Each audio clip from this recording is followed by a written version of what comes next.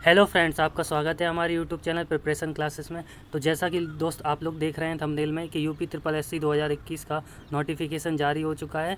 इसमें पीईटी यानी कि प्रीलिमिनरी एलिजिबिलिटी टेस्ट यानी कि प्रारंभिक पात्रता परीक्षा जो यूपी ट्रिपल एससी वादा कर रहा था, उसने अब इसकी नोटिफिकेशन जारी कर दी गई है। तो चलिए जानते हैं कि ये पीईटी है क्या।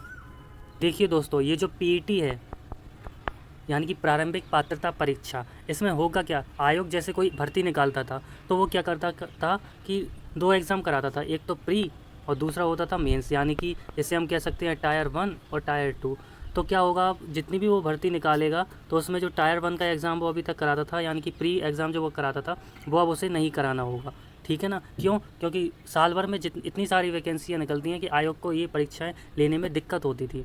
तो उसने अब क्या किया कि यूपी ट्रिपल एससी यानी कि जो आयोग है वो अब एक प्री एग्ज़ाम सारे जितनी भी भर्ती हैं वो सबके लिए कॉमन कराएगा, यानी कि चाहे वो बीडीओ का एग्ज़ाम हो, चाहे वो लेखपाल भर्ती का हो, तो इस तरीके से चाहे नगर निगम की भर्ती का हो, इस तरीके से जितने भी एग्ज़ाम हैं सबके लिए एक कॉमन एग्ज़ाम होगा। इससे फ़ायदा क्या होगा, इससे फ़ायदा ये होगा, एक तो आयोग को परीक्षा का आयोजन कम करना पड़ेगा, दूसरा अभ्यर्थियों को बार बार परीक्षा देने से भी राहत मिल जाएगी। ठीक है ना। तो चलिए बात करते हैं कि पीईटी के जो हम ऑनलाइन अप्लाई फॉर्म करना चाहते हैं उसमें क्या क्या क्वालिफ़िकेशन या फिर उसकी जो एग्ज़ाम डेट है या फिर ऑनलाइन एप्लीकेशन फॉर्म की डेट है वो क्या क्या है। देखिए, इसमें पहला है UP triple SC PET online form date. तो ये रखी गई है 25/5/2021 से 21/6/2021, यानी कि 25 मई से 21 जून तक के लिए। अगर हम बात करें मिनिमम क्वालिफ़िकेशन की, तो मिनिमम क्वालिफ़िकेशन इसकी रखी गई है हाई स्कूल।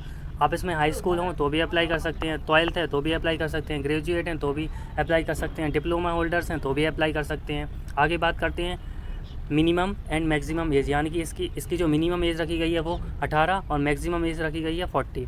ठीक है ना।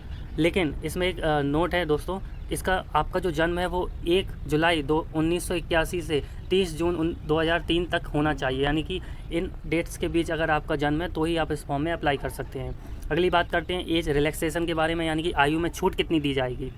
तो देखिए, खिलाड़ियों को 5 वर्ष की छूट, भूतपूर्व सैनिकों को 3 वर्ष की छूट, दिव्यांगजन को 15 वर्ष की छूट, एससी एसटी ओबीसी के लिए 5 वर्ष की छूट। आगे बात करते हैं कि इसका जो रिजल्ट आएगा उसका जो स्कोर है वो कब तक के लिए मान्य होगा। तो देखिए दोस्तों, ये केवल 1 साल तक मान्य होगा। कब तक? वेबसाइट पर अपलोड होने की डेट से 1 साल तक मान्य होगा। अब बात करते हैं फ़ीस की। तो देखिए जो दोस्तों, जनरल कैटेगरी के लिए 185 रुपये, ओबीसी के लिए 185, एससी के लिए 95 रुपये और एसटी के लिए 95 रुपये।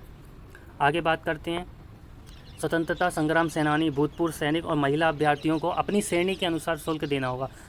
यानी कि इनमें से किसी भी कैटेगरी, चाहे वो महिला हो, भूतपूर्व सैनिक हो, स्वतंत्रता सेनानी हो, अगर वो जनरल कैटेगरी का है तो जनरल की फ़ीस अप्लाई करनी होगी उसे।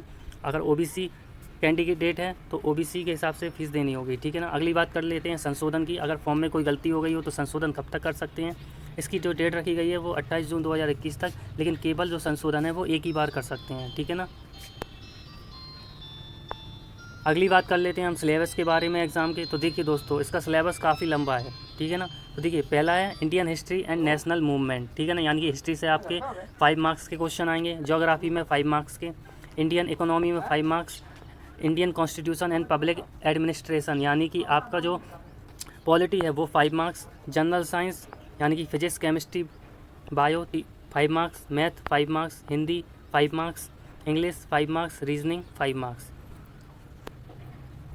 आगे है करंट अफेयर, ये 10 मार्क्स की आएगी। जनरल अवेयरनेस यानी कि जो स्टैटिक जी के है वो 10 मार्क्स, अनसीज पैसेज वो भी हिंदी का, ये 10 मार्क्स का आएगा। ग्राफ एनालिसिस एंड इंटरप्रिटेशन यानी कि जो आपके मैथ्स का जो ग्राफ आता था, कुछ क्वेश्चन आते थे, वो 10 नंबर्स के होंगे। और टेबल एनालिसिस एंड इंटरप्रिटेशन, ठीक है ना, तो ये भी आपके मैथ्स से रिलेटेड 10 मार्क्स के ही आएंगे। ठीक है ना। तो देखिए दोस्तों, मैंने आपको एक पूरी जानकारी दे दी है पीईटी के बारे में। ठीक है ना। अगर आपके मन में कोई भी अभी भी क्वेश्चन है तो आप मुझे कमेंट में पूछ सकते हैं। ठीक है ना दोस्तों, अगर आपको ये वीडियो पसंद आया तो इसे लाइक कीजिए। ठीक है ना। चैनल पर नए हैं तो इसे सब्सक्राइब कीजिए। ठीक है ना।